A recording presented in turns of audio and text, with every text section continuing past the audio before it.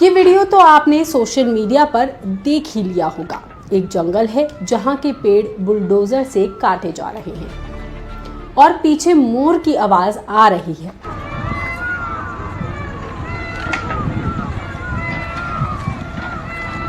मानो वो किसी से मदद मांग रहे हों। ये वीडियो तेलंगाना के कंचा गच्चीबावली जंगल का है, जो कि 400 एकड़ में फैला हुआ है और हैदराबाद यूनिवर्सिटी से सटा हुआ है। जंगल की कटाई पर पिछले कुछ दिनों से यूनिवर्सिटी के स्टूडेंट प्रोटेस्ट कर रहे हैं,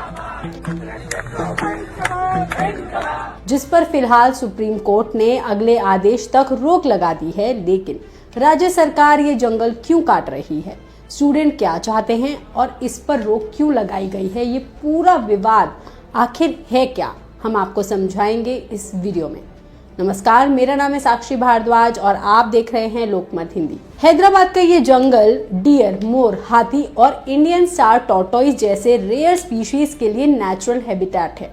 एनवायरमेंटलिस्ट का मानना है कि इस जंगल की कटाई से इन स्पीशीज का जीवन संकट में पड़ सकता है। इस एरिया में 247 पक्षी और जानवरों का घर है, जिनमें कई प्रवासी पक्षी भी शामिल हैं। जंगल की कटाई से इन पक्षियों के घोंसले नष्ट हो सकते हैं। ये सिर्फ एक जंगल ही नहीं, हैदराबाद शहर के लिए हरे फेफड़े के रूप में काम करने वाला एक एरिया है, जो AQI में सुधार करता है, तापमान नियंत्रित करता है। इस एरिया में कई झीलें भी हैं, जो कुछ स्पेशल स्पीशीज जो कि बाहर नहीं आती जंगल से, उनके पानी का स्रोत और घोंसले बनाने का स्थान है। जहाँ एक तरफ ग्लोबल वार्मिंग बढ़ती जा रही है, वहीं इतने बड़े जंगल के पेड़ काटे जा रहे हैं। ये जंगल हैदराबाद यूनिवर्सिटी के बहुत पास है। ये जमीन सरकार की है और अब सरकार इसको IT और इंफ्रास्ट्रक्चर डेवलपमेंट प्रोजेक्ट के लिए इस्तेमाल करना चाहती है। लेकिन क्या ये डेवलपमेंट प्रोजेक्ट कहीं और नहीं बन सकता? तो इसका जवाब है कि सरकार इस 400 एकड़ जमीन को IT पार्क के लिए नीलाम करना चाहती है।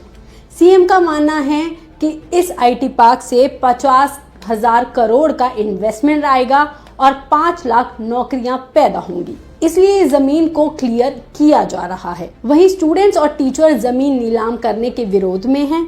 उनका कहना है कि इस जमीन पर घना जंगल है, जो करोड़ों जानवरों का घर है। इसके खत्म होने से न सिर्फ यूनिवर्सिटी बल्कि शहर के एनवायरनमेंट पर भी बहुत बुरा असर पड़ेगा। इसी वजह से स्टूडेंट प्रोटेस्ट कर रहे हैं। इस प्रोटेस्ट के दौरान स्टूडेंट की पुलिस से कई बार झड़प भी हो चुकी है, जिसके बाद पुलिस ने लाठीचार्ज भी कर दिया था। दैनिक भास्कर की रिपोर्ट के मुताबिक इस मामले में सुप्रीम कोर्ट ने संज्ञान लिया और पेड़ों की कटाई को अगले आदेश तक के लिए रोक दिया गया है। अब तक आपको कहानी समझ में आ गई होगी, लेकिन सरकार की कहानी का पक्ष कुछ और भी है। जी हाँ, वो भी जरा जान लीजिए। दरअसल ये जमीन हमेशा विवादों में ही रही है। ये सिर्फ 400 एकड़ का जंगल नहीं, बल्कि इसका इतिहास कुछ और भी कहता है। जी हाँ, साल 1974 में केंद्र सरकार ने हैदराबाद यूनिवर्सिटी के लिए 2300 एकड़ जमीन दी थी। 2003 और 4 में आंध्र प्रदेश सरकार और यूनिवर्सिटी के बीच जमीन की अदला बदली से जुड़ा समझौता हुआ। इसके तहत यूनिवर्सिटी को गोपनपल्ली में 397 एकड़ जमीन दी गई थी। फिर आया साल 2004। आंध्र प्रदेश सरकार ने यूनिवर्सिटी से सटी ये 400 एकड़ की जमीन IMG अकेडमीज को अलॉट कर दी। लेकिन IMG ने 2006 तक कोई काम नहीं किया। जिस काम के लिए उनको ये जमीन मिली थी, जब वहां पर कोई काम नहीं हुआ तो सरकार ने इसे वापस लेना चाहा, जिसके बाद साल 2006 में ये अलॉटमेंट सरकार ने रद्द कर दिया। मामला हाई कोर्ट और सुप्रीम कोर्ट तक पहुंच गया, लेकिन फैसला सरकार के पक्ष में आया। इसके बाद सरकार ने इस जमीन पर कब्जा ले लिया। 26 जून 2024 को तेलंगाना सरकार ने 400 एकड़ जमीन Telangana state industrialist infrastructure corporation यानी कि TGIIC को दे दी। मार्च 2025 में TGIIC ने जमीन के मालिकाना हक और एरिया के डेवलपमेंट का खाका शेयर किया और इस जमीन पर डेवलपमेंट का काम जल्द से जल्द उन्होंने शुरू भी कर दिया। एक दिन वहां बुलडोजर पहुंच गए और पेड़ काटने लगे, मानो वो पूरा जंगल काटने वाले थे। जिसके बाद यूनिवर्सिटी के स्टूडेंट प्रोटेस्ट पर उतर आए। इसके बाद सोशल मीडिया पर कई वीडियोस भी शेयर हुए, जिसका जिक्र हमने अपनी रिपोर्ट में सबसे पहले किया था। आज तक की रिपोर्ट के मुताबिक सरकार का कहना है कि 19 जुलाई 2024 को एक आधिकारिक सर्वे हुआ जिसमें यूनिवर्सिटी और सरकारी अधिकारियों भी मौजूद थे और इसमें तय हुआ कि ये जमीन सरकारी है। इसमें विश्वविद्यालय की कोई हिस्सेदारी नहीं है और न ही ये इलाका वन क्षेत्र है, यानी कि सरकार का कहना है कि ये जंगल का इलाका है ही नहीं। लेकिन हैदराबाद यूनिवर्सिटी ने इन दावों को खारिज कर दिया और कहा कि कोई आधिकारिक सर्वे हुआ ही नहीं जिसमें यूनिवर्सिटी के कोई अथॉरिटी मौजूद रही हो। जुलाई में केवल प्रारंभिक निरीक्षण हुआ था, इसे आधिकारिक सर्वे नहीं कहा जा सकता। यूनिवर्सिटी ने कभी इस जमीन के सीमांकन को अपनाया ही नहीं है और न ही सरकार के पास कोई ठोस सबूत है कि ये जमीन पूरी तरह से उन्हीं की है। अब आगे इस जमीन पर क्या होता है, ये सब कुछ सुप्रीम कोर्ट और हाई कोर्ट के फैसले पर ही निर्भर करता है कि इस जमीन पर किसका हक होगा। ये भी फैसला तभी होगा। लेकिन जमीन किसी की भी हो, मगर इन बेजुबान जानवरों का क्या होगा, ये सबसे बड़ा सवाल है। इस पर आपका क्या कहना है, हमें कमेंट करके जरूर बताइए। वंदे मातरम। जो हैदराबाद में हुआ है जंगल कटने वाली बात है, इस पर क्या है ना, अनाप शनाप भी बहुत सारे लोग बोल रहे हैं। मैं हमेशा कहता हूं कि अल्प ज्ञान दुनिया का सबसे, मालूम है आपको भय कब लगता है, डर कब लगता है, जब आप में ज्ञान आ जाता है। क्योंकि जो अज्ञानी है वो तो कुछ भी बोल सकता है। तो यहां पर यह है कि कौन जस्टिफाई कर रहा है, कुछ बेवकूफ ये जस्टिफाई कर रहे हैं। अगर जस्टिफाई होता तो सुप्रीम कोर्ट और हाई कोर्ट ने उस पर स्टे कैसे ऑर्डर दे दिया था। तो यहां सिंपल से जब जंगल कटते हैं ना तो सिर्फ पेड़ नहीं गिरते, इंसानियत भी गिरती है उस समय पे। यार वो जंगल के जानवर अगर इधर पे आ जाएंगे तो जो यहाँ के जानवर हैं जिनको इंसान कहते हैं उनका क्या होगा। सो यहां पर यह समझना पड़ेगा कि हैदराबाद में जो अप्रैल में अभी अपने जो हुआ है, ये कांचागाची बोबली करके एक जगह है, वहां पर उसमें 400 एकड़ की जो हरियाली रातों रात जो साफ कर दी है, वो उससे वहां के जो जानवरों की दर्दनाक चीखें आई हैं। इंटरनेट पे भी बहुत सारी चीजें कुछ वायरल हुई हैं।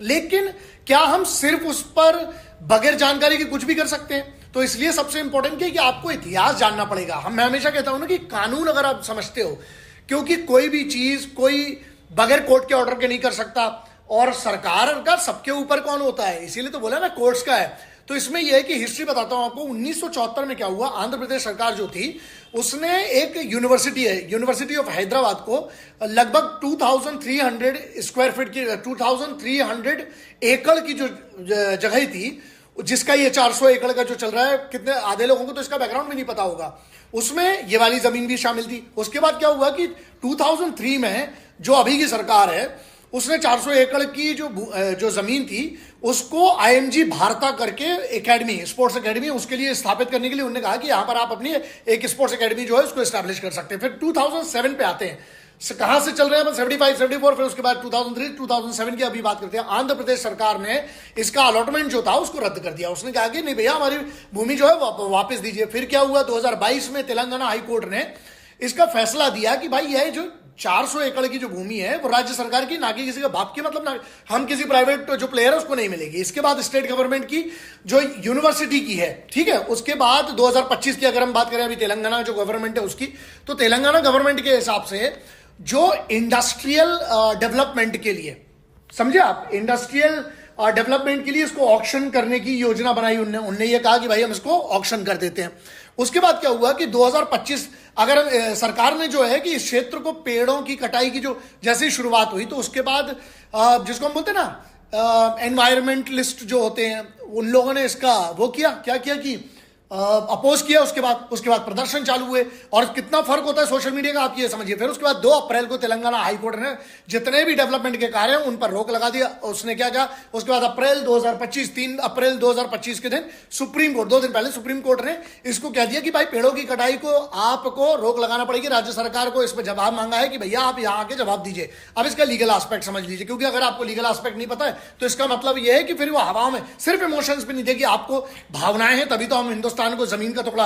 मेरी वाइफ ने एक बड़ी अच्छी बात कही कि अगर आपकी भावनाएं नहीं है तो यह मातृभूमि है, लेकिन अगर आपकी भावनाएं सही हैं तो यह मातृभूमि है। दोनों में बहुत फर्क है, जिसको हिंदी का नॉलेज है। तो 1980 का एक फॉरेस्ट कंजर्वेशन एक्ट है 1980 का, जिसको नहीं पता है तो पढ़ने की कोशिश कीजिएगा, और नहीं पढ़ना है तो चलिए मैं अपना प्रयास करता हूं। तो जब ये 1980 का जो एक्ट है उसके हिसाब से बिना अनुमति के जो डीम्ड फॉरेस्ट है उसमें पेड़ों की कटाई आप नहीं कर सकते, कानूनी ये बिल्कुल गैर कानूनी माना जाता है। तो सुप्रीम कोर्ट का जो आदेश है, मैंने ऑर्डर कॉपी पढ़ने के बाद बात करता हूं, वरना जनरली मैं भड़काऊ या छोटा सो ये सब वीडियो कोई भी कर सकता है, मैं भी कर सकता था, मैंने जानबूझ के नहीं किया। इसके बाद क्या है कि तेलंगाना सरकार को जो ये कांचा गाची बोगली जो जगह है, यहां पर जितनी सारी एक्टिविटीज हो रही है, ये कहा गया है, बिल्कुल इंस्ट्रक्शन दिया गया है कि आप इन सबको पूरा का पूरा तुरंत रोक दीजिए।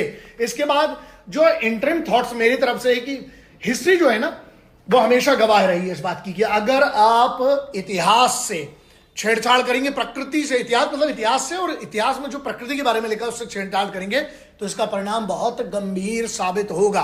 अब कानून सिर्फ किताबों में नहीं है, जमीन पर लागू होने चाहिए। समाधान क्या है इसका? सिंपल सा है, जिसको बोलते हैं ना अल्टरनेटिव डेवलपमेंट। ये है कि औद्योगिक प्रोजेक्ट्स के लिए बंजर भूमि मतलब जो बैरन लैंड होता है उसका उपयोग किया जाना चाहिए, ना कि ये वाला लैंड किया जाना चाहिए। उसके बाद एनवायरमेंटल एजुकेशन जो है वो लोगों को हरित क्रांति या जो ग्रीन लैंड है उसके बारे में महत्व की जानकारी होना चाहिए, उनको जागरूक करना पड़ेगा।